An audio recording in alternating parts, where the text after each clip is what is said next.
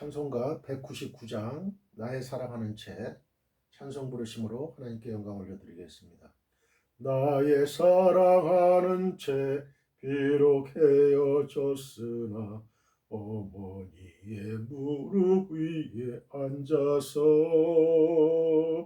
재미있게 듣던 말 그때 일을 지금도 내가 잊지 않고 기억합니다. 귀하고 귀하다 우리 어머니가 들려주시던 재미있게 듣던 말 이 책 중에 있으니 이 성경 심히 사랑합니다. 옛날 용맹스럽던 다니엘의 경험과 유대 임금 다윗 왕의 역사와 주의 선지 엘리야 바람 타고 하늘에 올라가던 일을 기억합니다.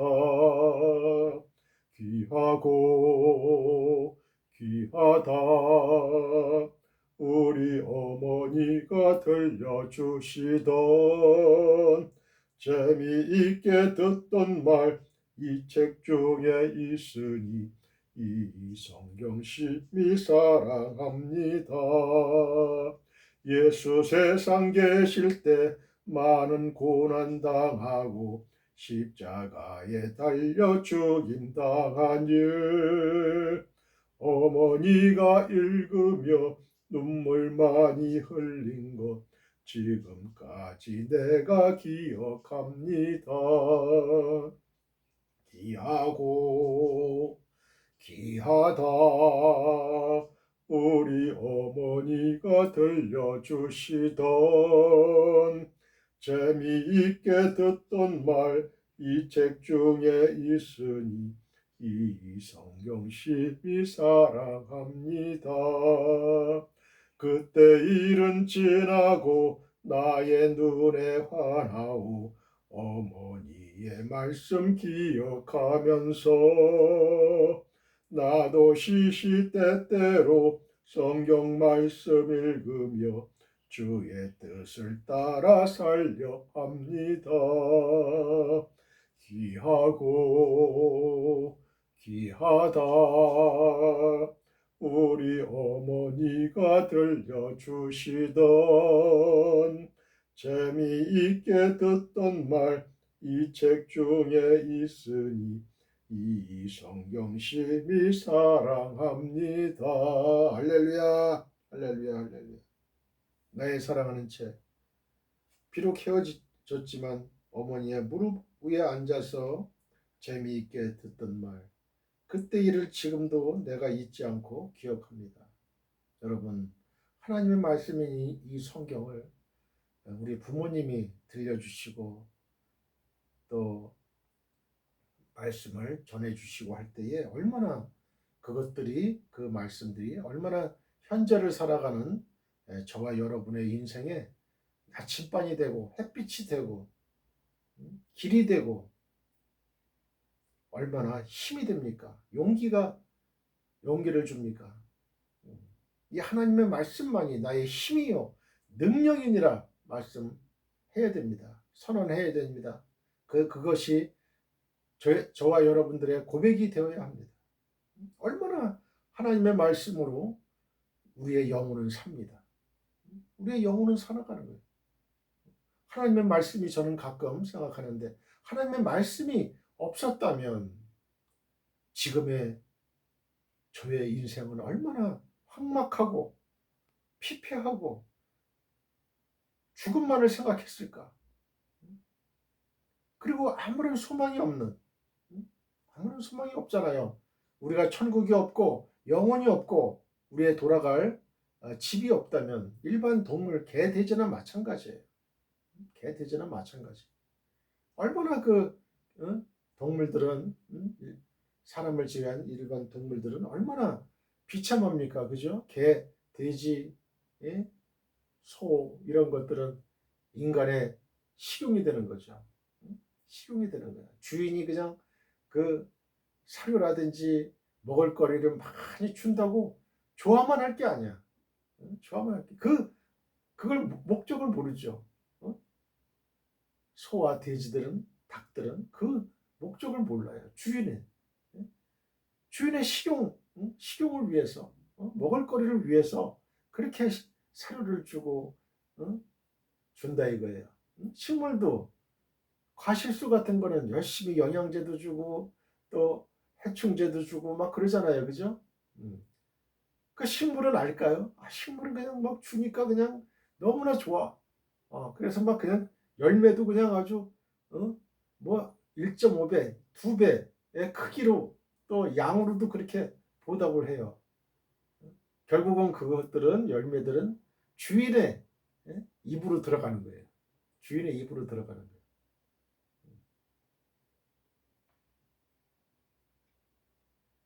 여러분, 이 세상에서 저희들을 위해서, 저와 여러분들을 위해서 막 먹을거리를 주고 영양분을 주고 막 그런단 말이에요. 그러면 그게 우리의 기쁨이 될까요? 즐거움이 될까요? 아니에요. 그건 우리의 영혼을 피폐시키고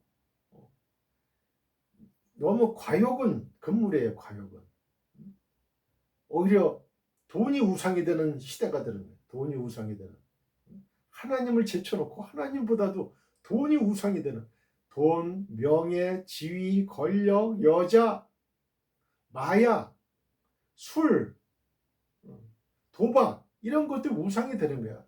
그런 것들이 잠시 잠깐의 그 쾌락을 위해서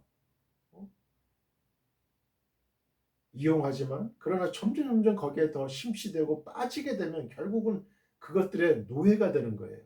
사탄의 노예가 되는 거예요. 사탄이가 예수님을 유대 광야에서 그 여리고 광야가 보이는 그 시험산에서 40일을 굶겼어요. 예수님은 40일을 굶었어. 이 돌들로 떡이 되게 하라. 40일을 굶었으니까 얼마나 허기가 적겠어요. 그러니까 돌을 봐도 떡으로 보이는 거야. 그죠? 어. 그러니까 이 돌들, 이 돌을 보고 떡이 되게 하라. 떡이 되게 해서 네 굶주림을 면해라. 거기에 안 되니까 사탄이가 또 그냥 높은 또 성당으로 또 올라가요. 올라가서 거기서 야 떨어져. 한번 떨어져 봐라. 네가 하나님의 아들이라면 한번 떨어져 봐라. 그러면 천사들이 너의 발을 감쌀 거다. 그래서 너는 해를 당치 않을 거야. 주 너의 하나님을 시험치 말라. 주 너의 하나님을 시험치 말라. 그리고 세 번째는 그래도 안 되니까 여리고 그 평원이 아주 여리고 평원하고 이 그 맞은편에 있는 이스라엘 그 땅하고는 아주 천양지차예요. 여리고 그 광야는 아주 뭐 농사도 잘 되고 아주 그 푸른 식물들이 많아요. 그쪽은. 그에 반해서 반대편에 있는 이 이스라엘 땅은 한박한 곳이에요. 그래서 시험산에서 시험을 받을 때, 야, 저 앞에 보이는 저 천국의 영광을 보고 있지 않느냐? 내게 절하면 무릎 꿇고 절하면 내가 그 영광을 다 너에게 주겠다. 이렇게 사탄이는 시험을 하는 거예요. 이 세상 것 가지고 우리 믿는 자들 하나님의 아들 딸들을 시험하는 거예요. 거기에 넘어가면은 우리는 안 되는 거예요. 결국은 사탄의 하수인 노릇하게 되는 거예요. 사탄의 하수인. 귀하고 귀하다 우리 어머니가 들려주시던 재미있게 듣던 말 이 책 중에 있으니 이 성경 심히 사랑합니다. 여러분 이 성경을 우리는 사랑해야 돼요. 하나님이 너무나 우리 하나님의 자녀들을 사랑하셨기 때문에 그 광야의 굴 속에 예, 쿰난 동굴 그런데 이제 항아리로 해가지고 그 사본을 탁 이렇게 예, 그 저장을 해놨어요. 비치를 해놨어요. 그래서 어떤 목동이 예, 지나가면서 누가 거길 지나가겠어요? 유대 강약. 이스라엘 땅의 60%는 네게부 사막이에요. 네게부 사막. 경상도 땅밖에 안 되는데 이스라엘 땅이 60%가 네게부 사막이에요. 남쪽이.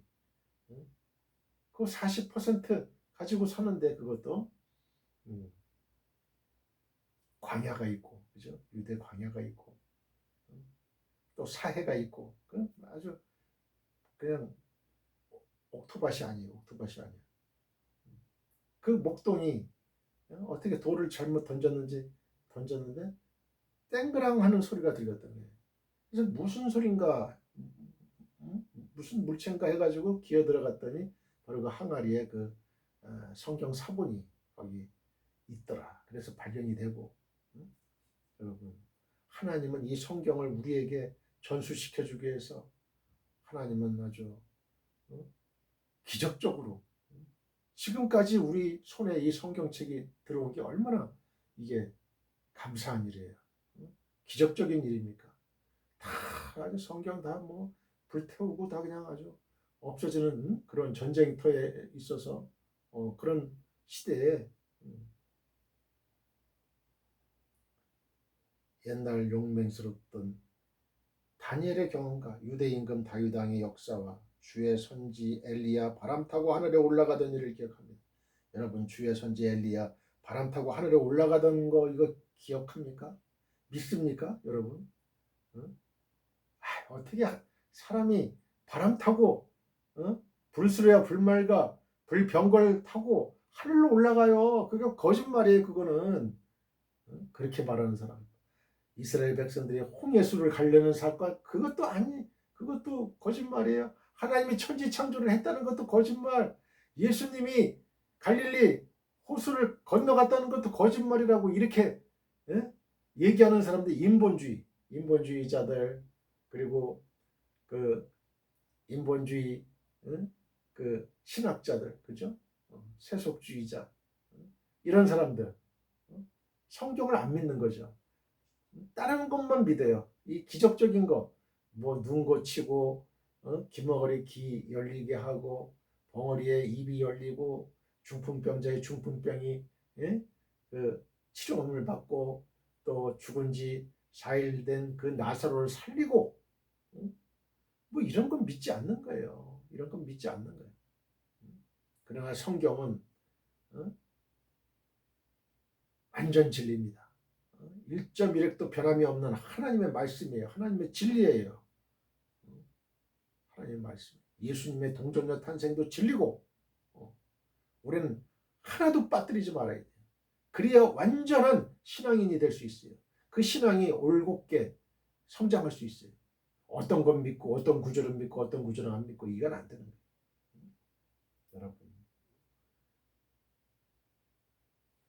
그래서 저는 성경 지난주에 이어서 참 저는 그 갈렙을 참 좋아합니다.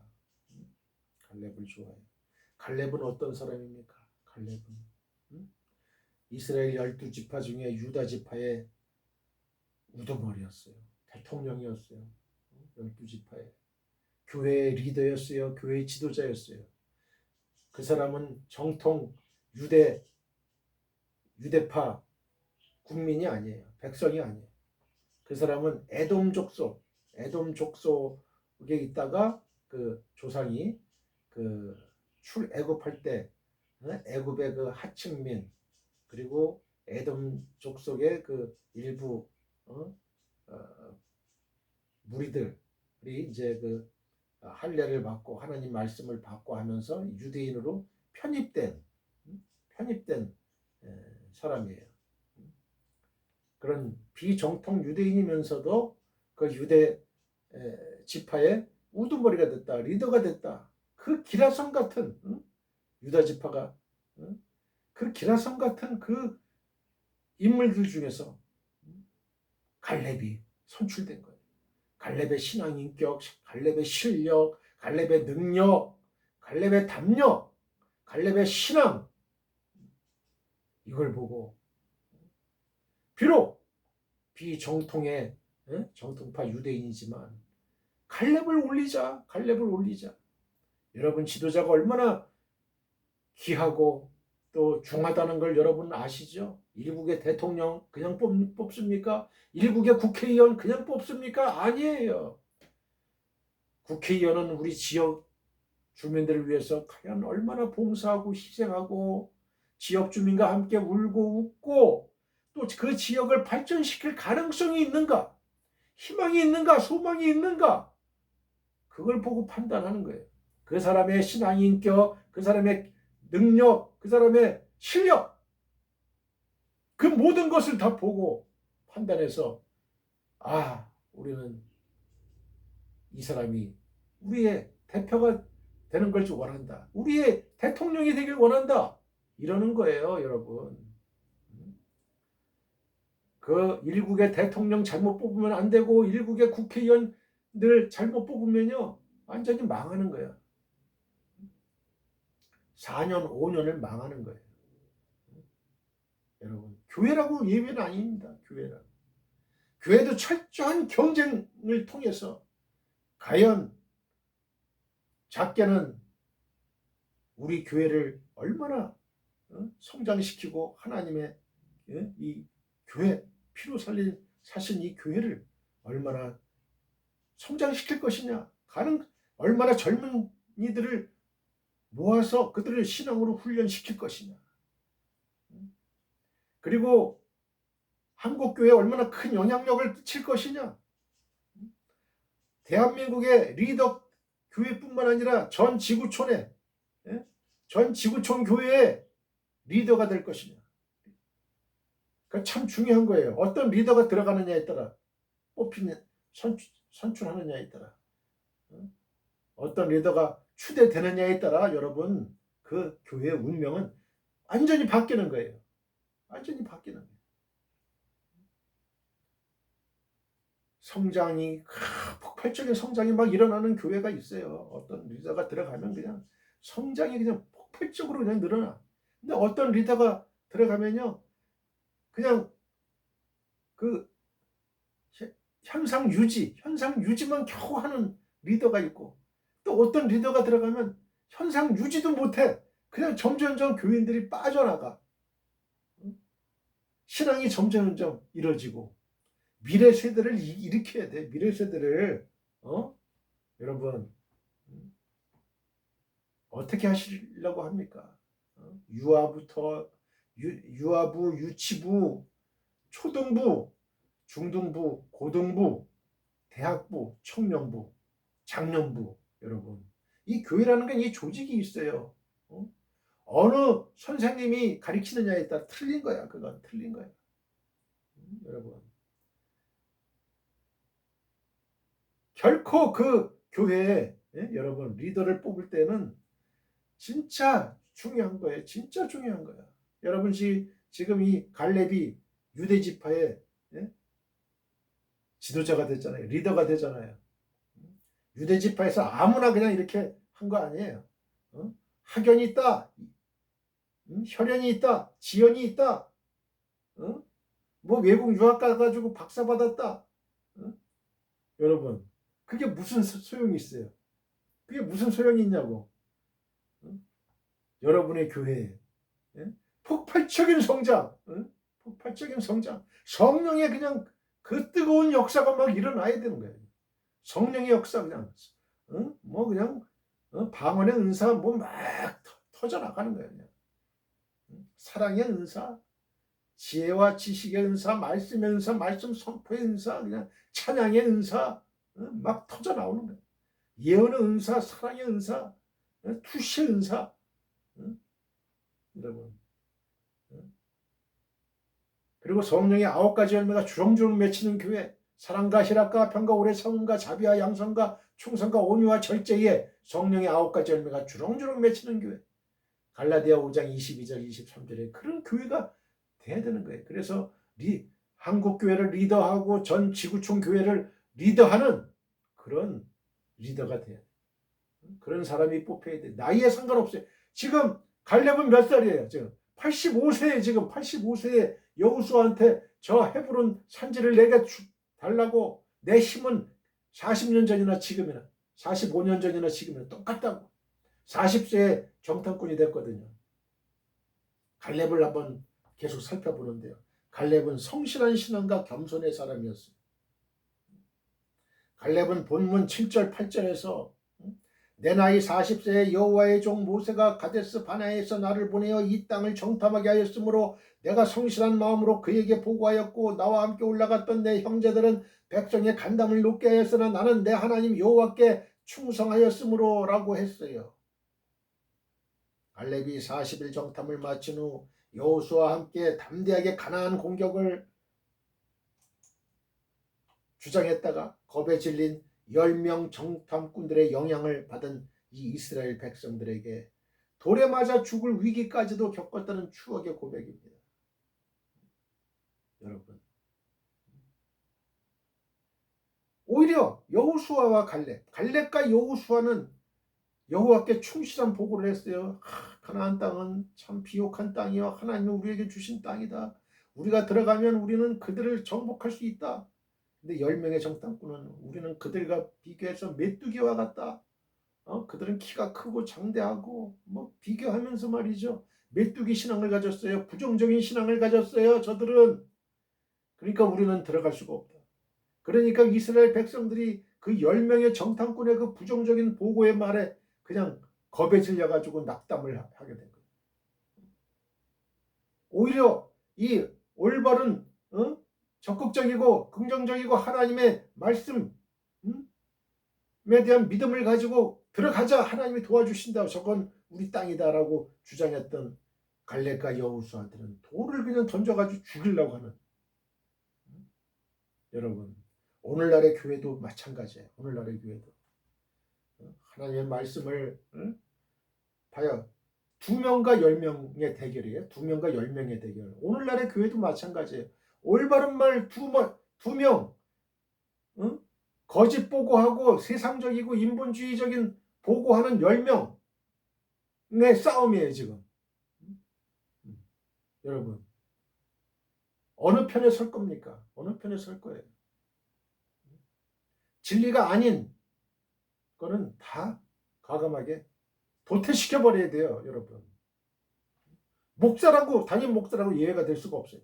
장로라고 예외가 될 수 없어요. 하나님의 선택한 하나님의 사람, 하나님의 종, 그 사람을 선택해야 돼요. 여러분, 다수가 좋아한다고 선택하면 안 돼요. 절대로. 하나님의 리더는 갈렙과 여호수아 같은 이런 사람을 추종해야 돼요. 따라야 돼요. 여러분, 무슨 교단의 영향력에서 자유로워야 돼요. 장로나 여러 사람들의 입김에서 그 부정적인 10명에 들어가 있는 그런 사람들의 무리에서 자유로워야 되는 거예요. 여러분, 진리를 위해서 과연 하나님의 핏값으로 사신 교회 아닙니까? 그죠? 핏값으로 사셨어요, 예수님이. 그러면 어떻게 하겠어요? 하나님의 사람을 올려야 돼요. 여러분. 그래야 여러분의 교회가 부흥되는 거 아니에요. 그죠? 부흥되는 거예요. 그리고 교회에 희망이 있는 거예요. 소망이 있는 거예요. 우리 이 세를 과연 어떻게 끌고 갈 거예요? 저는 강남대학교 외래 교수도 했고 또 정교사 자격증도 갖고 있어요. 중고등 학생들 다 제가 가르칠 수 있어요. 교회에서도 또 일반 사회 말고 교회에서도 고등부를 7년 가르쳤어요. 아이들의 심리를 너무나 잘 알아요. 하나님이, 여호와 이레의 하나님께서 저를 50대에 다시 신학을 공부하게 하시고, 그게 무슨 목적이 있을 거다. 저는 제가 원해서 했던 건 아니에요. 하나님, 제가 서울고등학교 졸업하고 충무로에 있는 서울 침례신학교를 입학을 하고 그만뒀단 말이에요. 1년 하고 그만뒀어요. 하나님 그 김재태 목사님 말씀 듣고 일반 대학을 하고 해도 늦지 않다. 일반 대학을 하고도 네가 계속 주의 종의 길을 간다면 그때 해도 늦지 않다. 그리고 그게 아니라 네가 아니라고 판단하면 일반 학문 해도 좋다. 그런 말씀을 하셨어요. 그런데 하나님이 50대에 다시 저를 부르신 거예요. 도저히 제가 항거할 수 없는 그런 상황을 주시더라고요. 그런 상황으로 몰아주셔요. 그런 상황이 아니면 제가 왜 굳이 이 신학의 길을 제가 가겠어요. 저도 편하고 싶죠. 그죠? 아유, 제가 뭐가 불편해서 신학의 길을 가겠습니까? 어? 어? 교회에서 충성하고 봉사하고 그래서 어? 뭐 평신도의 최고봉인 장로님이나 이렇게 하고 그냥 교회 봉사나 하고 이러면 되지. 왜 총대를 메고 하나님 말씀을 전하는 그것도 주의 종의 길을 가려고 하겠어요. 안 가려고 그랬어요. 저는 하나님 저는 저를 선택해 주지 말아 주세요. 하나님은 저를 강권적으로 그냥 사도 바울을 그냥 아주 강권적으로 눈에 비늘을 씌워가지고 장님이 만들어가지고 일시적인 장님을 만들어서 그냥 하나님의 종으로 그냥 강권적으로 그냥 만든 것처럼 이 이태원 목사도 마찬가지. 이태원 목사도 마찬가지. 하나님께서 늦은 나이에 50대 늦은 나이에 얼마나 하나님이 급하셨으면 저를 부르셨을까? 그 생각을 하는 거예요. 얼마나 하나님이 야 현재 이 상태로는 안 돼. 네가 좀 바른 말을 하고 네가 좀 이끌어봐. 네가 설교를 한번 해봐. 그래서 변화를 한번 시켜봐. 내 마음을 좀 흡족하게 해줘봐. 내 뜻을 더 좀 알려봐. 이런 하나님의 심정을 저는 느꼈어요. 그래서 대한민국 한국교회 정통파 주기철 목사님 삼정연교회 평양 삼정연교회 거기에서 2대 주기철 목사님 순교하시고 2대 말씀 목사님이신 박형룡 박사 그 박형룡 박사님도 이남에 오셔가지고 총신대 총장 하셨죠. 그 아들 박아론 박사 그분도 총신대 총장을 하셨어요. 그 박아론 박사한테 제가 제 제자예요. 제가 말씀을 배웠어요. 그러니까 아주 누구도 부인할 수 없는 정통파 중에 정통파 신앙을 갖고 있는 거예요. 보수 신앙을 갖고 있는 거예요. 여러분 주기철 목사님이면 이 한국교회에 아주 순교의 아주 대명사 아닙니까? 손영원 목사님과 더불어서 그런 분이 이단이에요? 이단? 아니죠. 이단 아니지. 이단에서는 그분을 이단이라고 해요.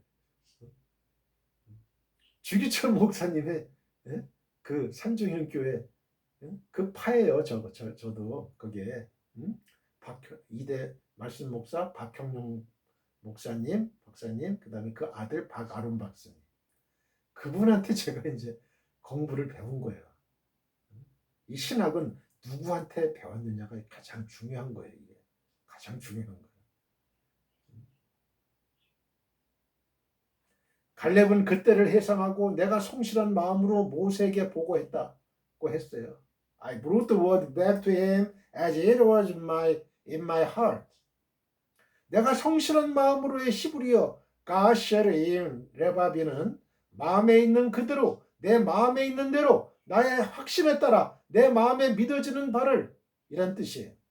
비록 비주류의 변두리 사람이었지만 갈렙은 자기가 훈련받으며 히브리 사람이 된 올바른 야훼 하나님이 신앙을 따라 자기가 믿고 있는 바를 그대로 성실하게 보고했다는 고백입니다. 그의 성실함이 하나님께 인정을 받았어요. 오늘도 하나님은 여러분 마음의 성실함을 보십니다. 그 다음 갈렙은 10명의 정탐꾼들을 나와 함께 올라갔던 내 형제들이라고 불렀어요. My brethren who went with me. 40일 정탐을 끝내고 돌아온 10명의 비신앙적인 정탐꾼들이 이스라엘 백성들에게 가나안 원주민의 기세에 눌려서 가나안 땅을 악평하고 불신앙적인 보고를 하므로 그날 하나님의 저주로 죽임을 당했어요. 그들의 죄 때문에 이스라엘이 40년간 광야 생활을 했음에도 갈렙은 그들을 나의 형제들이라고 불렀던 것입니다. 갈렙의 겸손한 인격을 볼 수 있는 말씀이죠. 보통 사람 같으면 그놈들 때문에 우리가 억울하게 40년을 광야에서 죽을 고생을 했다. 그놈들 때문에 광야에서 개죽음을 당한 사람들이 수십만이나 된다. 그놈들이 아니었다면 광야 고통 없이 벌써 가나안에 들어왔을 텐데 그놈들이 하나님의 저주로 급잘맞아 죽은 것은 천만다행이다라고 말할 수도 있는데 그들을 나의 형제들이라고 부른 갈렙의 겸손은 참으로 훌륭한 인격입니다. 갈렙의 성실한 믿음과 이웃을 보듬는 겸손을 배우는 은혜의 사람들이 되기를 축원드려요. 둘째는 약속을 믿고 기다린 갈렙이에요. 영국의 하블록 장군이 그의 아들 헨리와 런던 거리를 거닐던 중 갑자기 그날 오후에 있을 중요한 모임 약속이 생각이 났어요. 당황한 장군은 별 대책도 없이 아들에게 런던 브리지에서 자기가 올 때까지 기다리라는 말을 남긴 채 약속 장소로 그냥 가버렸어요. 30분, 1시간, 2시간, 몇 시간이 지나도록 돌아오지 않는 아버지를 기다리는 아들의 마음은 초조해 갔습니다. 기다리다가 지친 헨리의 한쪽 마음속에서는 아무리 아버지 말씀이지만 더 기다릴 필요가 있을까? 아마 아버지는 여기서 내가 기다리고 있다는 사실을 잊었을 거야. 이만큼 기다렸으면 됐지. 차라리 혼자 집으로 돌아가는 것이 현명할 거야 라는 생각이 들기 시작했어요. 그러나 다른 한편 마음에서는 아니야. 약속을 지키시는 아버지는 분명히 날 데리러 이리로 오실 거야. 아버지가 오셨다가 내가 없으면 얼마나 염려하실까라는 생각이 또 들었어요. 저녁 7시가 돼 하블럭 장군의 부인은 혼자 집으로 돌아오는 장군을 향해서 근심 띤 빛으로 물었습니다. 헨리가 어디 갔을까요? 오후 내내 보지 못했는데. 그러자 하블럭 장군은 깜짝 놀라서 자리에서 일어났어요. 그리고 그 아이는 런던 브리지에 있을 것이요. 내가 정오에 헨리를 그곳에 남겨두고 내가 다시 돌아올 때까지 기다리라고 말해놓고는 중요한 회의 약속 때문에 그 일을 까맣게 잊고 있었는데 아마 헨리는 분명히 그곳에 있을 거요라며 자기를 기다리고 있는 아들을 찾아 나섰습니다. 한편 런던 브리지에서 아버지를 기다리던 헨리는 하블럭 장군의 예상대로 거기에 그대로 서 있었습니다. 런던 브리지에서 헨리는 길고 지루한 7시간 동안 불순종의 마음과 싸웠던 것입니다. 참으로 그 싸움은 힘들고 어려운 것이었지만 아버지를 향한 두터운 신뢰가 그 싸움에서 승리하도록 만들었던 것입니다. 저와 여러분은 어땠겠어요? 아버지는 안 오실 거야? 1시간, 2시간 지나도 안 오셔. 그냥 집으로 가야지. 그랬을 거 아닙니까? 그죠?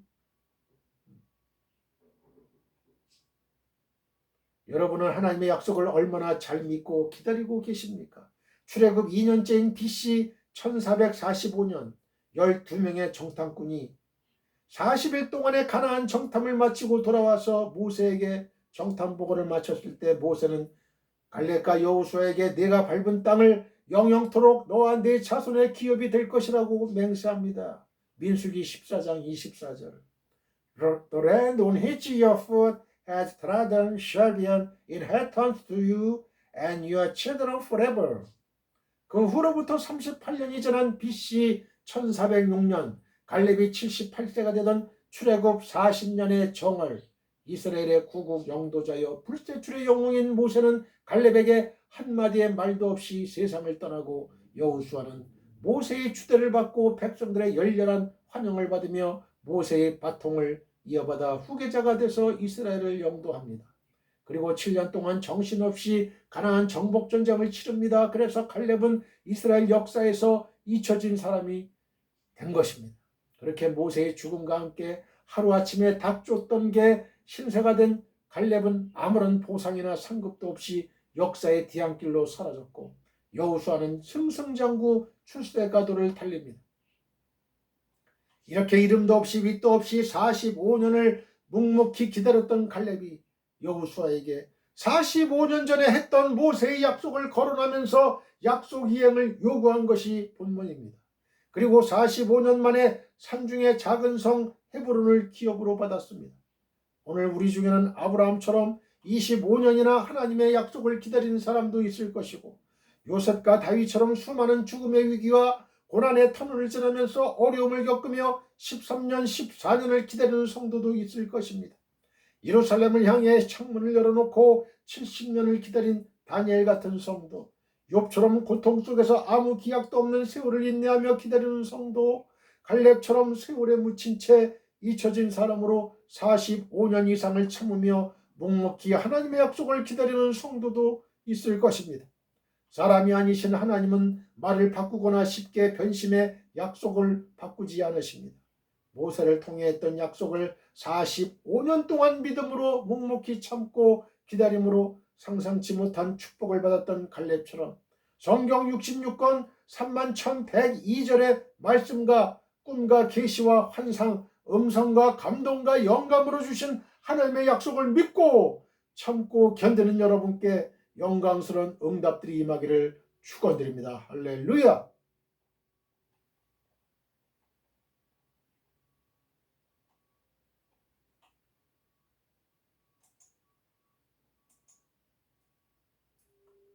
잠깐 기도하겠습니다. 사랑하는 야훼 하나님 아버지, 은혜를 감사합니다. 오늘도 하나님의 말씀을 주시니 감사합니다. 지구촌의 성도들이 이 하나님의 말씀을 받고 들을 때에 하나님 놀라운 성령의 음성으로 들려주시고 그들의 심령과 폐부와 골수와 찔르는 영혼과 골수와 심장을 찌르는 놀라운 능력의 말씀이 되게 도와주시옵소서. 하나님 이 시간에도 하나님 하늘문을 여시옵소서. 하늘의 말씀을 주옵소서. 하늘의 은혜를 내려주시옵소서. 하늘의 은혜가 아니고서는 저는 1분 1초도 살아갈 수가 없는 유한하고 나약한 인간들입니다. 하나님 이 시간에 성령의 말씀을 주옵소서. 그리하여 저희의 원하는 모든 것들이 다 이루어지게 도와주옵소서. 하나님 나라와 그 나라와 그 의를 먼저 구하는 하나님의 백성들 되게 도와주옵소서. 그리할 때에 저희의 원하는 모든 것들이 저희의 질병도 치유가 되고 저희의 모든 경제적인 문제, 사업의 문제, 직장의 문제, 취업의 문제, 승진의 문제, 상급학교 진학의 문제, 인간관계의 모든 문제 등이 눈 녹듯이 해결될 줄 믿습니다. 그러하오니 하나님 아버지 말씀을 주옵소서. 성부와 성자와 성령의 하나님께서 이 시간에 감건조로 역사하여 주실 줄 믿사옵고 주 예수 그리스도의 거룩하신 이름으로 감사하며 기도했습니다. 아멘. 사랑하는 성도 여러분, 우리는 주님의 지상명령을 따라 우리의 일평생을 전도와 선교를 해야 할 책임과 권리를 갖고 있습니다. 너희는 땅끝까지 이르러 내 증인이 되리라고 예수님이 직접 말씀하셨습니다. 우리는 우리의 가까운 가족, 친족, 친구, 지인, 회사 동료 등에게 이태호 목사의 유튜브 및 페이스북 등에서 설교 방송을 시청하라고 권하시면 됩니다. 검색창에 이태호 목사 설교라고 치면 저의 설교 영상을 시청하실 수 있습니다. 다른 이야기는 하지 마시고 하나님의 감동적이고 은혜로운 말씀이 있으니 한번 시청하라고만 하시면 됩니다. 바로 그것이 전도요 선교입니다. Dear fellow believers, we have the responsibility and right to evangelize and the missions throughout our lives according to the Lord's great command. You will be my witnesses to the ends of the earth, said Jesus himself. We can recommend our close family, relatives, friends, acquaintances, and company colleagues to watch Pastor Riteo's sermon broadcast on YouTube and Facebook. If you type Pastor Riteo's sermon in the search box, you can watch my sermon video. Don't talk about anything else. There are God-moving and gracious words, so you just have to watch it. That is evangelism missions. 오늘의 설교 제목은 침례 요한의 증거 네 번째입니다. 침례 요한의 증거. 자, 저를 따라해 보세요. 침례 요한의 증거.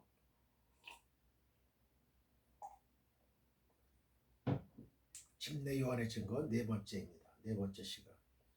본문은 요한복음 1장 6절로 8절, 19절로 34절입니다.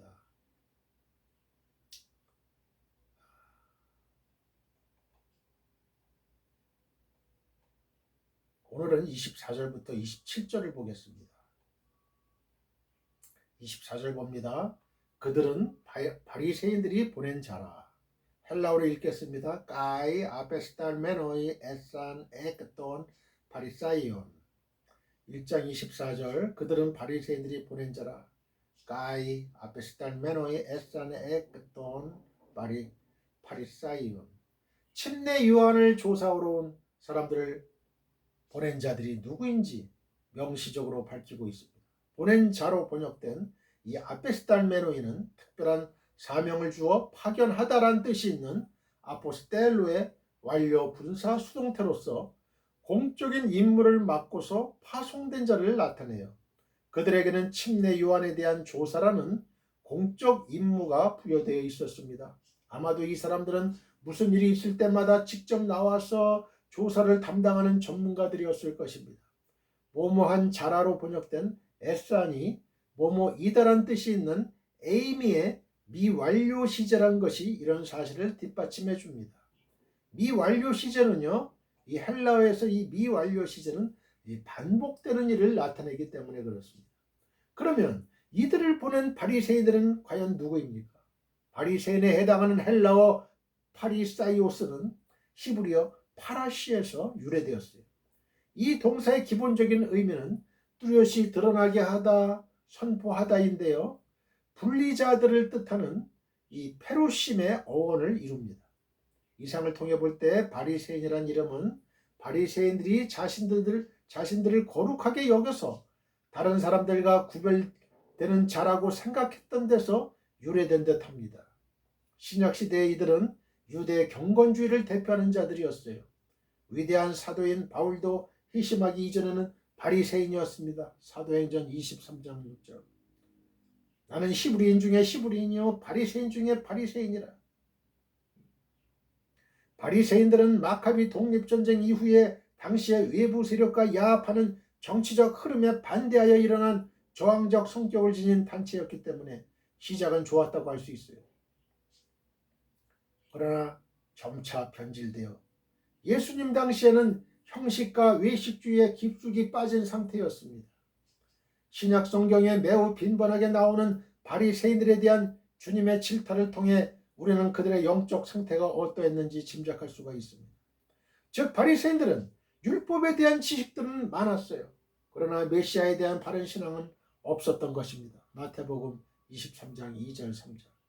바로 이 바리새인들이 당시의 교권을 손에 쥐고 있었기 때문에 예수 그리스도의 사역에 적지 않은 걸림돌이 되었고 메시아의 길을 예비하러 온 침례 요한 또한 바리새인들로 인해서 어려움을 겪은 거예요. 여러분 오늘날의 교회는 어떻습니까? 지금 현재 예수님이 다시 오신다 하더라도 예수님은 그렇게 결코 환영받지 못할 것 같아요. 예수님.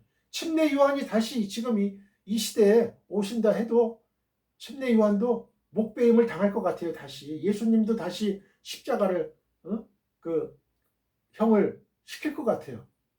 왜? 현재 지금 교권을 갖고 있는 이 사람들, 힘을 갖고 있는 사람들이 결코 개혁을 주장하고 진리를 주장하는 사람들 별로 생각 안 해요. 좋게 생각 안 해요. 현재 자기네들 기득권만 유지하면 된다는 거예요. 교권주의자들. 여러분. 서로 나누고 서로 함께하고 그런 펠로우십이 없어요. 그저 내 교단만 챙기고 내 교회만 챙기면 된다는 거예요. 다른 교회, 다른 교단은 뭐 생각할 것도 없어요. 이 사람들은. 예수님이 오셨다고 콧방귀 뀌는 거야. 콧방귀 뀌어요. 네가 예수야? 네가 침례 요한이야? 당장 죽여. 저놈들이 있으면 우리 위치가 위태로워. 우리 기득권을 잃게 돼. 똑같은 거예요. 예수님 시대나 지금이나 똑같은 거야. 침례 요한을 만나러 온 대표단의 성격이 여기서 분명하게 드러나요. 저놈이 있으면 말이야. 저놈이 있으면 내 위치가 흔들려. 내가 쫓겨날지도 몰라. 저 목사가 있으면 내가 쫓겨날지도 몰라. 그래서 어떤 담임 목사는요. 해외여행도 제대로 못 가. 휴가도 못 가. 왜? 내가 빈 사이에 다른 놈이 차고 올라갈까? 그런 거 많이 봤어요. 저 어릴 때부터. 전 교회들을 지금 많이 돌아다녔어요. 어릴 때부터. 그러니까 교회에 속속들이 사정을 다 알고 있어요. 지금 저는. 담임 목사가 생각하는 그거 전부 다 알고 있어요. 저는. 교인들이 생각하는 거 다 알고 있어요.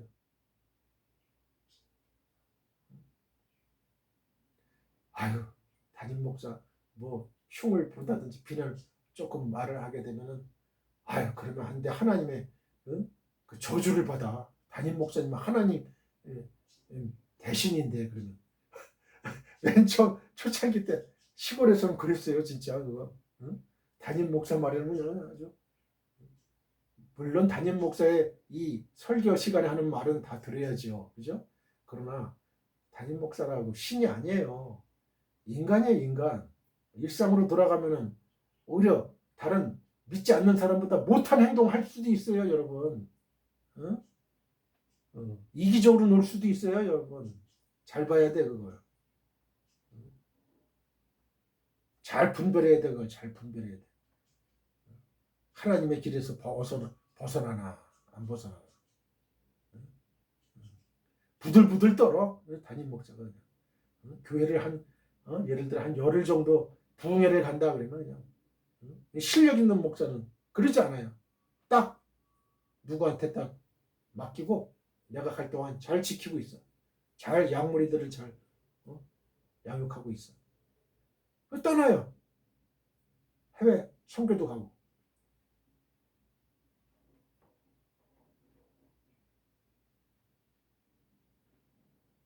침례 요한을 만나러 온 대표들의 성격이 여기서 분명히 드러나는데요. 그들은 하나님의 계획이나 목적 따위는 관심도 없어요. 단지 그들의 종교적 거리를 위협하는 존재로 등장한 침례 요한을 견제하고자 찾아왔던 거예요. 기득권을 지키기 위해서 오늘도 마찬가지예요. 오늘도 마찬가지. 여러분, 대한민국의 그 수많은 신학교, 신학대학 나온 사람들이 얼마나 많아요. 저는 그래요, 개인적으로. 제가 수십만의 그런 양들을 양육하고 있다 그러면은 그 밑에 사람들한테 좀 나눠줘야 이렇게 분배해서 잘 이렇게. 그래서 대한민국의 신학교나 신학대학 나온 그 목사들은 한 명도 약물을 치지 못하는 그런 사람이 없게끔 좀 그렇게 했으면 좋겠어. 다 내가 안아가지고 사람 얼굴도 모르고 이름도 모르고 저 사람이 우리 교회 다니는 교인인지도 모르고. 그러면 안 되지. 그러면 안 돼요. 인간적인 교류를 갖게. 저는 다 이렇게 분배해주고 할당해주고. 그 분당 우리 교회 이찬수 목사님이 참 잘하는 거예요. 그거는 참 잘하는 거야. 외부 교회 목사님도 튀어주고 자기 교회 부목사님들도 한테도 할당하고. 그래서 그 지역마다 또 내가 원하는 목사님한테 가라 이거야. 가라. 다 나한테 오지 말고. 부담되지 않아요? 혼자 그 수십만의 그 영혼을 책임진다는 거. 그거 하나님한테 그거 상금 못 받아요. 그러면 상금 못 받아. 그리고 내가 조금 이제 숫자가 적은 성도를 내가 모시면서 또 대가에 또 그 은사를 또 활용하고 자꾸 이렇게 띄워주고 이렇게 분배하고 할당하고 이러면요 그 교회가 점점 더 번성해져요. 사회가 왜 죽은 바다가 됐는지 알아요? 받기만 하고 갈릴리 호수에서 나오는 헐몬산에서 나오는 게 그 갈릴리 호수를 타고 이제 이쪽으로 오잖아요. 사회로 오면은 그 사회가 흘려보내지 못해서 축복도 흘려보내야 되고 교인도 흘려보내야 되고 다 흘려보내야 되는 거예요. 그러면 하나님이 더 채워주시고 더 채워주시는 축복이 있는데 그걸 안 하는 거예요. 사회가 된 교회가 됐어. 사회가 된 교회. 사회교회라고 쳐요. 사회교회. 죽은 바다. 사회교회. 한국교회가. 그런데 유독 분당 우리 교회 이찬수 목사님 그 교회는 사회교회가 아니야. 그건. 생회교회라고 그러니까 생. 생. 생명이 있는. 생명이 있는. 생명 있는 교회. 25절을 보시죠. 또 물어 이르되 내가 만일 그리스도도 아니요 엘리야도 아니요 그 선지자도 아닐진데 어째요 세례를 베푸느냐. 헬라어로 읽겠습니다. 까이 에로테선 아우톤 까이 에이판 아우토 띠온 밥디제이스 에이시 욱 에이 호 크리스토스 우데 엘리아스 우데 호 프로페테스. 1장 25절입니다. 어째요 세례를 베푸느냐. 띠온 밥디제이스. 한글 개혁 성경은 불변사 운을 번역하지 않았으나 그러면 따라서 등으로 번역되는 이 단어는요. 이미 앞에 나온 것의 결과이거나 거기서 추리된 것임을 보여주기 때문에 번역하는 게 좋아요. 그래서 NASB 성경이나 NIV 성경에는 then이라고 했어요. then. 따라서. 이 불변사라는 건요. 어떤 시제 같은 게 없는 게 불변사예요. 그래서 정관사라든지 뭐 전치사라든지 뭐 이런 것들 그런 게 이제 불변사거든요. 그리고 어찌하여로 번역된 이 띠는 문맥상 건의에 대한 추궁이에요. 건의에 대한 추궁. 침례 요한이 사람들에게 침례를 베푸는 것과 관련하여 무슨 권위로 이런 일을 하는지 추궁을 하고 있어요. 그들이 생각하기에 교권을 잡은 특권 계급이나 하나님께서 보내신 사람이 아니면 침례를 주는 것이 불법이었기 때문에 이렇게 물은 것은 어쩌면 당연하다고 하겠습니다. 여기서 침례를 주다에 해당하는 밥디제이스의 원형 밥디조의 가장 기본적인 의미는 담그다, 잠그다, 빠뜨리다입니다. 이 단어는 유대인의 결례의식을 가리키는 데 쓰였으나 언제부터인가 유대교로의 개종자들을 정결케 하기 위해 씻는 의식에 사용되었던 것입니다. 요한의 침례도 이러한 유대교적 예식과 관련이 있는 것으로 일부 학자들의 주장처럼 고대 근동의 혼합 종교에서 나온 것으로 보는 것은 옳지 않아요. 요한의 침례가 가진 특징은 기독교의 원천이 되는 강력한 메시아적 각성운동으로 특징 지을 수 있는데요. 이는 당시 유대인들이 베풀던 침례의 관행을 과감히 깨뜨린 것이었어요. 유대인들은 이방인들이 개종할 때 이방 세계의 더러움을 씻는 의미에서 침례를 행했습니다. 따라서 이스라엘 사람들은 이미 하나님의 백성이었기 때문에 씻겨올 필요가 없다고 여겼어요. 하지만 요한은 이방인들에게만 필요하다고 여긴 이 침례를 유대인들에게도 똑같이 행함으로써 하나님 앞에서 모든 사람은 죄인임으로 정결케 되는 것이 필요하고 죄에서 정결케 된 후 자기 뒤에 오시는 그리스도를 예수 그리스도를 영접해야 하나님의 백성이 된다는 메시지를 전달하고자 했습니다. 침례 요한은 메시아의 길을 예비하는 사람으로서 회개의 침례를 베풀었던 것입니다. 26절 27절을 보세요. 요한이 대답하되 나는 물로 세례를 베풀거니와 너희 가운데 너희가 알지 못하는 한 사람이 섰으니 곧 내 뒤에 오시는 그이라. 나는 그의 신발끈을 풀기도 감당하지 못하겠노라 하더라. 헬라어로 읽겠습니다. 앞에 끄리테 아우토이스 호 이오안네스 레곤 에고 밥디주 엔 휘다티 메소스 히몬 헤스테켄 혼 히메이스 욱 오이다테 호 오피소 무 에르코메노스 후 욱 에미 에고 악시오스 히나 립스 아우투 돈 히만타투 히포데마토스. 1장 26절입니다. 너희가 알지 못하는 한 사람이 섰으니 메소스 히몬 헤스테켄 혼 히메이스 욱 오이다테. 너희 가운데에서요, 이 가운데에 해당하는 이 메소스가 기본적으로 중간을 가리키는 단어이기는 하지만 미들, 영어로 미들, 메소스에서 이게 온 거예요. 미들, 중간. 여기서는 다수의 가운데서 뭐뭐 중에라는 의미로 쓰였어요. NASB, NIV 성경에는 어멍이라는 뜻으로 쓰였어요. 이는 그리스도께서 유대인들 중에 섞여서 범인처럼 일반인처럼 살아오셨음을 암시합니다. 때가 되기까지는 아무의 눈에도 띄지 않는 평범한 유대인이셨던 것입니다. 한 사람이 서쓴이로 번역된 이 헤스테케는 현재 시제예요. 동작의 계속이나 반복을 나타냅니다. 즉 메시아이신 예수님이 그들 중에 계속 서 계셨다는 말이고 하나님께서 정하신 때가 이르기까지 기다리셨음을 알게 합니다. 계속 반복해서 계속해서 백성들 중에 그냥 서 있었어요. 하나님이 정하신 때가 이르기까지 사생활을 하신 거예요.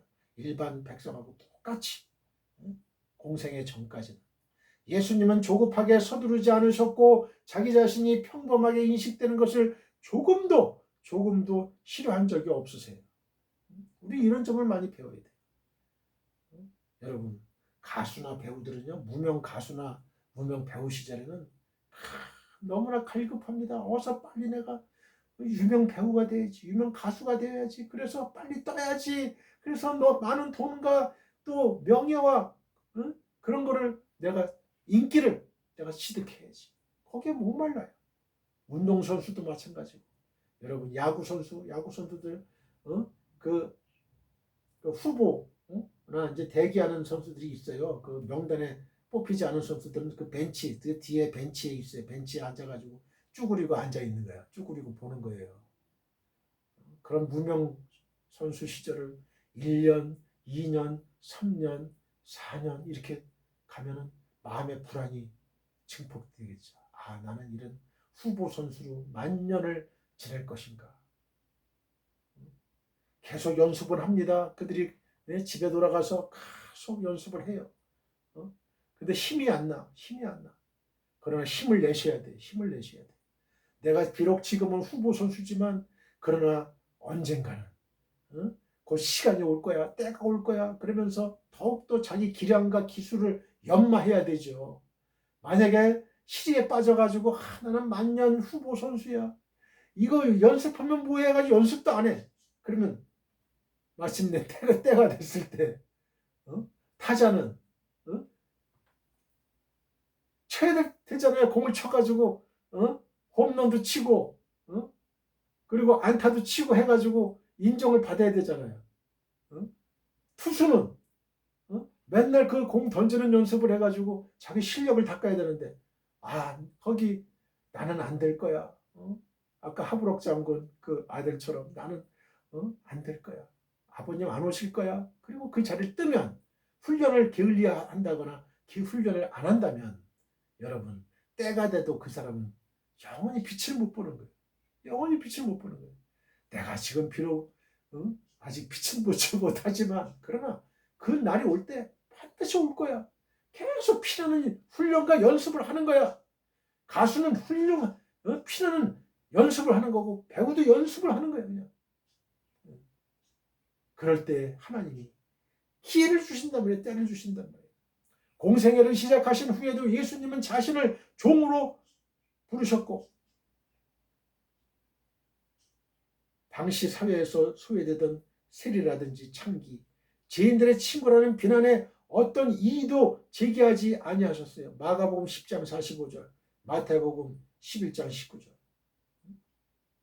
예수님은 자신을 인자라 그랬어요. 인자, 사람의 아들. 아주 겸손하셨죠. 선지자 이사야가 예언한 것처럼 그분에게는 사람들의 눈에 띄는 흠모할 만한 어떤 것도 없었기 때문에 이사야 53장 2절 절대 다수의 사람들은 예수님을 단지 갈릴리의 가난한 목수로만 알았고 특별히 주목하지 않았던 것입니다. 26절에서 침례 요한은 메시아를 기다리는 유대인의 지도자들에게 너희가 그분을 알지 못한다고 분명하게 선포합니다. 여기서 알지로 번역된 이 오이다 때는 오이다의 2인칭 복수 완료형이지만 그 뜻은 현재입니다. 그리고 오이다는 일반적으로 아는 것을 비롯하여 사귀어 아는 것, 밀접한 관계를 가지는 것, 더 나아가 경험하다는 의미로까지 확대되어 쓰입니다.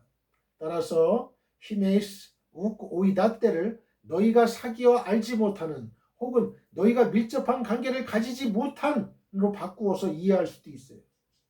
하나님께서 그리스도를 이 땅에 보내신 것은 사람들로 하여금 그분과 밀접한 관계를 가지게 하기 위함인데 유대 종교의 지도자들조차도 그분의 존재를 전혀 모르고 있었고 침례 요한은 그들의 이러한 영적 무지를 지적하고 있는 것입니다. 하나님께 소망이 있고 또 영원한 생명에 들어가기를 원하는 이들은 자기 인생에서 예수 그리스도를 자신과 관련 없는 분으로 머물게 해서는 결코 안 됩니다. 여러분, 하나님께 소망이 있고 또 영원한 생명에 들어가기를 원하는 여러분들이요, 여러분의 인생에서 예수 그리스도를 나와 관계없는 사람으로 머물게 해서는 결코 안 된다는 거예요. 여러분과 관계 있는 분으로 머물게 하셔야 돼요. 여러분의 주인과 여러분의 구주로 예수님을 영접해야 되는 거예요. 그게 진짜 구주를 영접한 거예요, 여러분. 말로만? 아니에요, 말로만.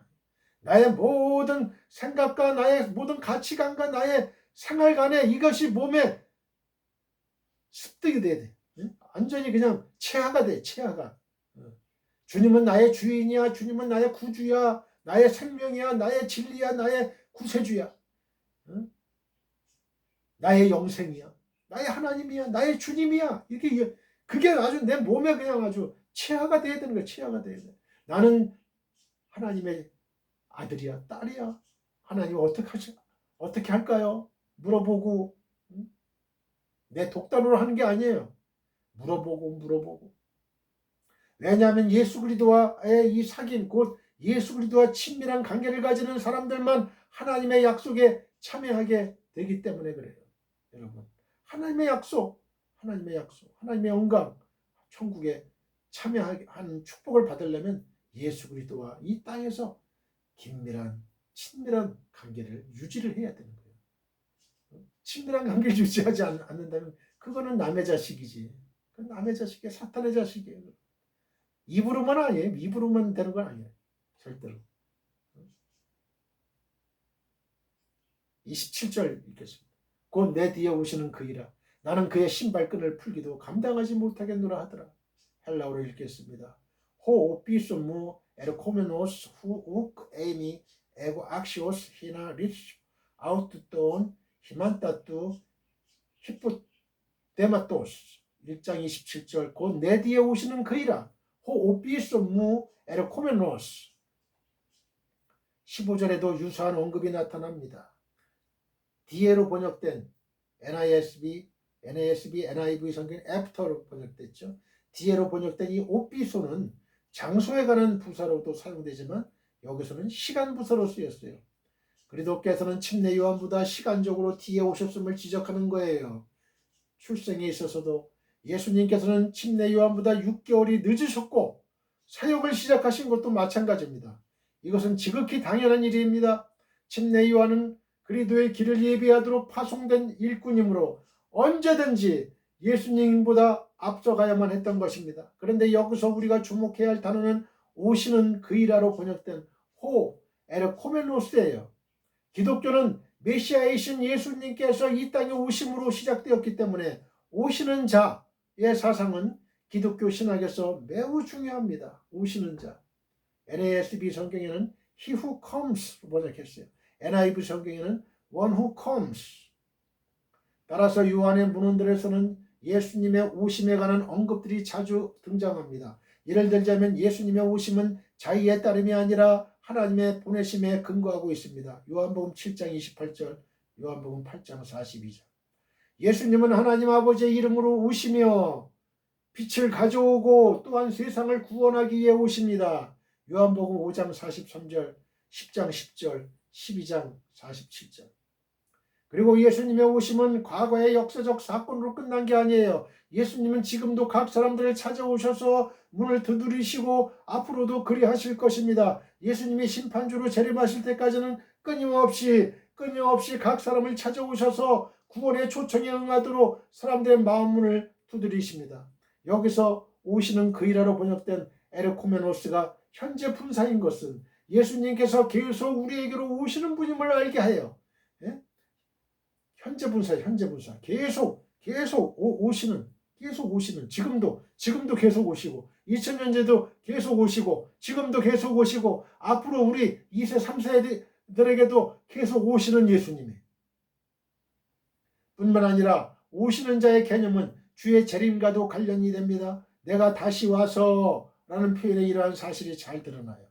요한복음 14장 3절이죠. 예수 그리스도께서는 약속대로 다시 오십니다. 하블록 장군이 아들을 다시 데리러 가기 위해서 정오에서 시작된 것이 7시간이 지나도 하블록 장군은 그 아들을 찾으러 옵니다. 그것보다도 더 정확하게, 더 신실하게 예수님은 우리를 데리러 오실 것입니다. 할렐루야, 할렐루야. 어느 누구도 그 정확한 날짜라든지 시간은 알 수 없지만 오직 하나님께서 정하신 그때에 다시 오실 것입니다. 마태복음 24장 36절. 따라서 모든 사람은 이때를 대비해야 되어 도적같이 임할 주님의 재림에 준비하지 않는다면 영원한 하나님의 나라에 결코 참여할 수 없습니다. 결코 참여할 수 없어요.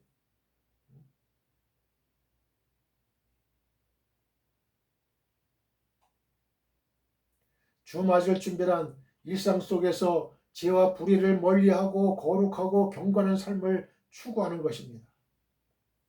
1장 27절. 나는 그의 신발끈을 풀기도 감당하지 못하겠노라. 후욱 에이미 에고 악시오스. 침례 요한은 계속적으로 그리스도와 관련되어 자신을 소개하고 있는데요. 그리스도를 주인으로 자신을 종으로 비유할 때 침례 요한 자신은 유대인 가정에 있는 종 가운데서도 가장 비천한 종이 하는 일인 외출해서 돌아온 주인의 신을 벗기고 발을 씻어주는 자격조차 없음을 나는 신들매 풀기도 감당치 못하겠노란 표현을 통해 보여주고 있어요. 침례 요한이 자신을 종보다 더 못한 존재로 지극히 낮추는 것은 바로 이어 등장하실 예수 그리스도를 지극히 높이기 위함입니다. 이와 유사한 표현은 마태복음 3장 11절, 마가복음 1장 7절, 누가복음 3장 16절에도 나옵니다. 인간은 자기의 실상을 바로 알 때 주 앞에서 겸손할 수 있습니다. 자, 저를 따라해 보세요. 인간은 자기의 실상을 바로 알 때 주 앞에서 겸손할 수 있다. 27절에 보면 침례 요한은 예수와 자신을 비교하면서 자신은 예수님의 신들매 풀기도 감당치 못할 자라고 했습니다. 당시 신들매를 푸는 일은 종들의 몫이었어요. 그러므로 침례 요한의 말은 자신이 예수의 종이 되기에도 충분치 못하다는 고백이에요. 참으로 겸손한 고백이라 아니할 수 없습니다. 동시에 이는 예수의 위대성을 극명하게 드러내주는 말이기도 합니다. 여기서 우리가 예수 앞에서 어떤 태도를 취해야 하는지 깨닫게 됩니다. 우리는 예수님의 종이 될 자격도 갖추지 못한 존재임을 먼저 인정해야 되겠습니다. 성경은 구원 얻기 이전에 우리의 신분이 죄의 종이었고 본질상 진노의 자녀였다고 가르칩니다. 로마서 6장 17절, 에베소 2장 3절. 우리를 기다리는 것은 죄에 따르는 무서운 형벌뿐이었던 것입니다. 소망이 없는 사람들이었습니다. 이것이 인간의 실상입니다. 침례 요한은 인간의 이러한 실상을 바로 인식하고 있었기에 예수 앞에서 자기를 낮추고 겸손하게 처신한 것입니다. 인간의 실상을 이해하고 자신이 한낱 인생일 뿐임을 아는 이들은 교만한 마음을 품을 수가 없어요. 우리는 한낱 흙일 뿐이에요. 너는 흙이니 흙으로 돌아가라. 하나님이 없다 하거나 예수의 이름을 멸시하는 교만한 자들은 진정한 자아를 발견하지 못한 사람들입니다. 계몽주의자들과 독일 관념론 철학자들이 인간의 이성에 대해 절대적인 신뢰를 두었다가 얻게 된 것이 무엇입니까? 두 차례에 걸친 세계대전을 통해 그들의 이러한 신뢰는 형편없이 일그러지고 말았어요. 그들은 인간의 실상을 정확히 보지 못함으로써 치명적인 잘못을 범한 것입니다. 모든 사람은 자신이 예수 앞에 설 수도 없는 추악한 죄인이라는 사실을 인식해야 됩니다. 예수님이 우리를 구하기 위해 이 세상에 오신 것은 우리에게 의가 있어서가 아니라 우리를 사랑하시기 때문이었어요. 예수님은 우리와 똑같은 사람의 모양을 입으셨지만 아무도 견줄 수 없는 근본 하나님의 본체이십니다. 빌립보서 4장 6절, 빌립보서 2장 6절. 그런 근본 하나님의 본체시나 하나님과 동등됨을 취하지 않을 것으로 여기시고 자기를 비어 종의 형체를 가지셨다. 어떤 영웅도 예수 앞에서는 한낱 죄인일 뿐이고 피조물인 것이 도공 앞에 놓인 질그릇과도 같습니다. 그러므로 우리는 어떤 경우에도 스스로 되기라도 한 것처럼 마음을 높여서는 안 돼요. 성도인 우리는 자신이 얻은 구원을 무엇보다도 귀하게 여기게 됩니다. 나 같은 죄인이 구원받아서 주의 일을 하게 된 것이 모두 예수님의 은혜임을 알아 겸손히 처신해야 돼요. 도무지 자격이 없는 우리가 값없이 거룩한 하나님의 자녀와 일꾼이 되었으니 이것이 마땅한 태도입니다. 우리 중에 누구든지 자신에 대해 충분한 자격이 있다고 생각한다면 그는 은혜를 모르는 사람이고 구원에서 멀리 떨어져 있는 상태예요. 구원을 은혜요 선물이라고 하는 것은 그것이 자격 없는 자들에게 값없이 주어졌기 때문입니다. 에베소서 2장 8절로 9절. 이 사실을 아는 사람이 진정 구원 얻은 성도입니다. 누가복음 15장 11절로 24절. 또 이르시되 어떤 사람에게 두 아들이 있는데 그 둘째가 아버지에게 말하되 아버지여 재산 중에서 내게 돌아올 분깃을 내게 주소서 하는지라. 아버지가 그 살림을 각각 나눠주었더니 그 후 며칠이 안 되어 둘째 아들이 재물을 다 모아가지고 먼 나라에 가 거기서 허랑방탕하여 그 재산을 낭비하더니 다 없앤 후 그 나라에 크게 흉년이 들어 그가 비로소 궁핍한지라. 가서 그 나라 백성 중 한 사람에게 붙여서니 그가 그를 들러보내어 돼지를 치게 하였는데 그가 돼지 먹는 지엄 열매로 배를 채우고자 하되 주는 자가 없는지라. 이 지엄 열매는 지금 현재 팔아요. 이스라엘 팔아요. 이스라엘 가서 가면 지엄 열매 인간도 먹어요.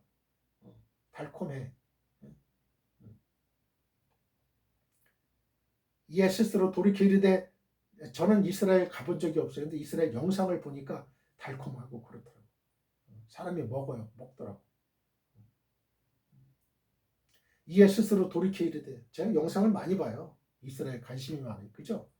이스라엘 당연히 예수님 태어나신 곳이니까 관심이 많죠. 베들레헴, 예루살렘 많아요. 예루살렘이 높은 고지에 있잖아요. 그러니까 그냥 그 히스기야 터널이라고 해가지고 기혼 셈에서 533m를 이렇게 파가지고 그 실로암으로 연결이 돼요. 그게 젖줄이죠, 젖줄. 예루살렘 시민들이 먹는 젖줄이야. 물이죠, 물. 재미나 하여튼 재미나. 사도 바울에 대한 거 많아. 하여튼 뭐 유튜브 보면 뭐 많아. 하여튼 그런 거. 저는 안 가봤으니까 하나님이 저한테 기회를 아직 안 주셨어요. 영상이라도 보자. 영상이라도. 어? 이스라엘 땅에 갈 기회를 주실지 안 주실지 모르겠지만 근데 제가 고등학교 때는요 무척 가고 싶었어요. 한번 가면 신앙이 그냥 막 배가가 될 것 같아. 고등학교 시절에 그 영광교회 도봉구 창동에 있는 영광교회 다녔거든요.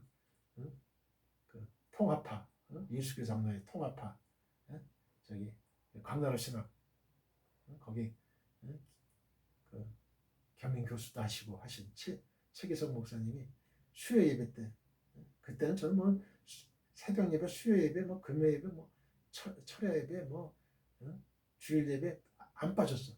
왜? 은혜를 받아야 되니까, 말씀을 알아야 되니까. 그때는 신학교를 못 갔잖아요. 그러니까 목사님이 교수야. 그러니까 이스라엘 땅에 가가지고 아주 깨알만한 아주 겨자씨 그걸 그 비닐 봉다리로 해가지고 한 네다섯 개씩 주시더라고 이렇게. 그걸 보니까 너무 작은 거야 겨자씨가. 이게 자라면 큰 그늘을 생성하는 큰 나무가 된다는 거야. 성지순례 뭐 이런 거 많잖아요. 뭐 하여튼 뭐 박미선이가 또 이 가는 그 코미디언 그런 것도 있고 많이 봤어. 이에 스스로 돌이켜 이르되 내 아버지에게는 양식이 풍족한 품꾼이 얼마나 많은가. 나는 여기서 주려 죽는구나. 내가 일어나 아버지께 가서 이르기를 아버지 내가 하늘과 아버지께 죄를 지었사오니 지금부터는 아버지의 아들이라 일컬음을 감당하지 못하겠나이다. 나를 품꾼의 하나로 보소서 하리라 하고 이에 일어나서 아버지께로 돌아가니라. 아직도 거리가 먼데 아버지가 그를 보고 치근히 여겨 달려가 목을 안고 입을 맞추니 아들이 이르되 아버지 내가 하늘과 아버지께 죄를 지었사오니 지금부터는 아버지의 아들이라 일컬음을 감당하지 못하겠나이다 하나 아버지는 종들에게 이르되 제일 좋은 옷을 내어다가 입히고 손에 가락지를 끼우고 발에 신을 신기라. 그리고 살찐 송아지를 끌어다가 잡으라. 우리가 먹고 즐기자. 이 내 아들은 죽었다가 다시 살아났으며 내가 잃었다가 다시 얻었노라 하니 그들이 즐거워하더라. 뭐 히브리대 교수 출신 목사님이 성지순례 이거 하는 거 헐몬산에서 북쪽에서 남단까지 다 성지순례 하잖아요. 또 히브리대 재학 중인 그 학생이 또 하더라고. 또 많아요 그런 게. 여러분 그런 거 못 가봤으면 봐야지. 일단은 일단 봐야 돼. 예수님 성묘교회도 가면은 그 예수님 염했던 곳이 아주 반들반들해요. 대리석으로 해가지고 그냥 반들반들해. 그냥 얼마나 그냥 사람들이 손으로 그냥 아주 이렇게 했는지 그냥 반들반들해. 노랗게 돼가지고 그냥 예수님 태어나신 곳 베들레헴 거긴 별 모양으로 이렇게 해놨어. 별 모양. 예수님 태어나신 곳. 옛날엔 거의 마구간이에요. 마구간. 그게 다 교회가 된 거예요. 교회가. 예수님 탄생교회, 팔복교회, 하여튼 많아. 비아 돌로로사 14곳까지 쫙 가는 거. 예수님이 너무 힘드셔가지고 벽에 손을 이렇게 터치하시고 손자국이 있는 거. 거기에도 사람들이 많이 이렇게 했기 때문에 막 파였어. 비아 돌로로사. 저는 이제 눈을 감으면서 예수님이 올라가신 거를 이렇게 생각을 해봐요. 쫙 이렇게 생각을 하는 거예요.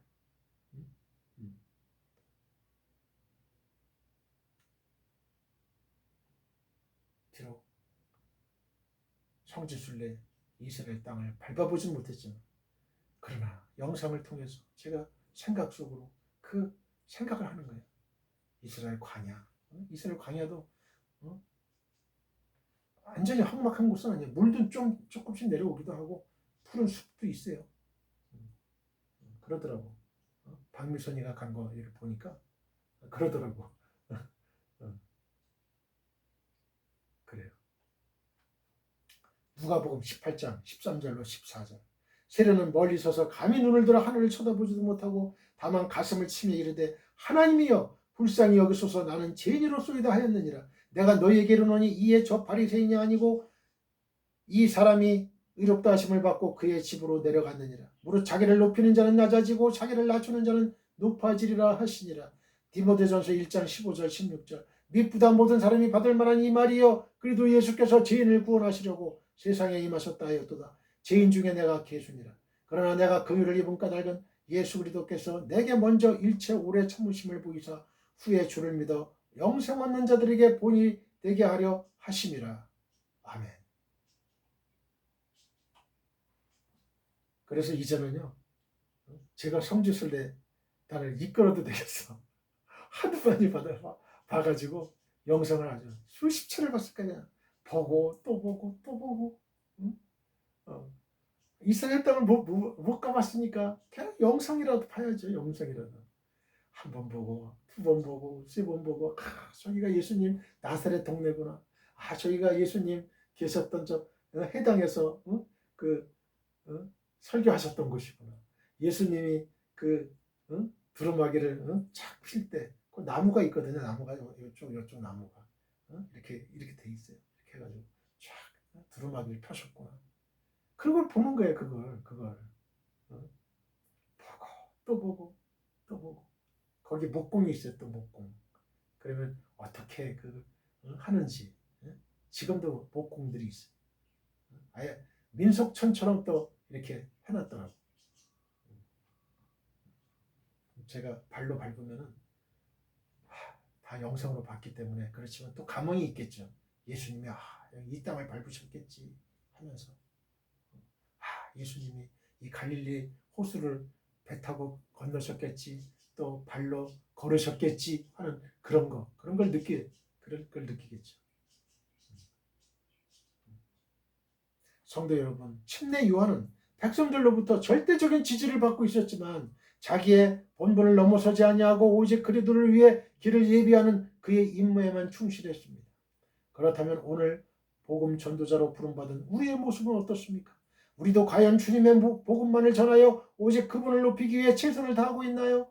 혹 주님께 돌릴 영광을 가로채며 우리의 본분을 망각하고 있지는 않습니까? 자기의 본분을 넘어설 때 사탄이 되는 거예요. 우리는 우리의 이름이 높아지고 많은 사람의 주목을 받는다 할지라도 결코 주님의 일꾼으로서의 본분을 넘어서는 잘못을 범해서는 안 돼요. 우리는 오직 주님의 영광을 높이고 그분이 맡기신 사명에 충실하여 충성된 일꾼으로 주님께 인정받아야 되겠습니다. 우리 모두 하나님 아버지께 기도드립시다. 하늘에 계신 나의 아버지시여, 주의 성령님께서 오늘 이 방송을 시청하는 설교를 들은 지구촌의 모든 성도님들에게 믿음의 복을 주옵시고 자기의 십장을 바로 알아서 주 앞에서 겸손할 수 있게 하옵소서. 우리도 침례 요한처럼 백성들로부터 절대적인 지지를 받고 있었지만 자기의 본분을 넘어서지 아니하고 오직 그리스도를 위해 길을 예비하는 임무에만 충실하게 하옵소서. 예수님의 거룩하신 이름으로 기도드립니다. 아멘. 지금은 우리 주 예수 그리스도의 은혜와 하나님 아버지의 극진하신 사랑과 성령님의 감화감동 교통 역사하심이 지금 이 방송 예배에 참여하고 있는 모든 지구촌에 있는 성도님들과 그 가정과 직장과 사업장과 우리의 민족과 나라와 한국교회와 세계교회와 우리 사랑 선교회 위에 영원히 함께하기를 축원하옵나이다. 아멘.